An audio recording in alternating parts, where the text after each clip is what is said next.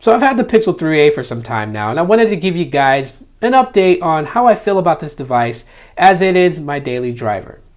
Now the Pixel 3a has been doing great for me.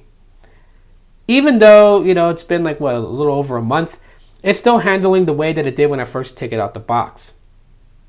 The build quality is not something that I'm really concerned with, as it, surprisingly, it feels like my Pixel 3 if I was to hold them both in my hand blindfolded. But other than that, yeah, you can kind of tell that it is the difference between the two, just by it being a little bit lighter and a little bit taller.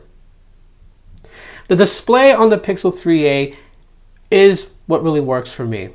Now, I'm not one that has to go get a super high-res, liquid water smooth looking type of display. I just want to see my applications. I just want to see what I'm looking at on social media, photos, games, and it does in sunlight and indoors. So, big ups on that one. Now, the performance of the Pixel 3a is shockingly good, and I don't really see a huge significant difference between that and my Pixel 3. Now, you can look at the spec sheets and judge everything off spec sheets, but I judge things on basically user experience.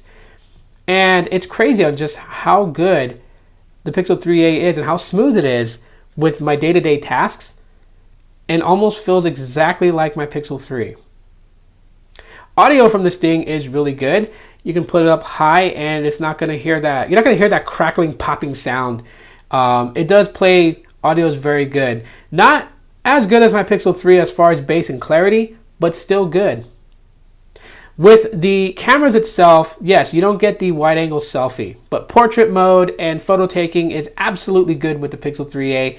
The only thing is that there is a slight longer timing in the image processing, but obviously it doesn't have that dedicated image processing chip as the Pixel 3 has. Battery life has actually held up pretty good. I get about 9 hours, and that's really good for me. I don't need wireless charging. So when I plug it into the charger, it does have quick charge that it quickly charges back up for the next day. It does have NFC, so I am able to use it for tap to pay, even though it doesn't have wireless charging, it doesn't have water resistance. Those aren't deal breakers for me at all whatsoever. And so overall, really honestly, if you're looking for a decent mid-ranger, about $400, the Pixel 3a is something that I would definitely recommend people go to and check out. It's been a great device for me, and it's still chugging along just great. And the fact that I'm going to get updates for the next 3 years is the biggest thing. So this is going to be my phone for the next 3 years. So that's it for my experiences, guys. Drop a like if you guys enjoyed it. Leave a comment on what you guys think, if you guys own one or if you're going to get one. Let me know.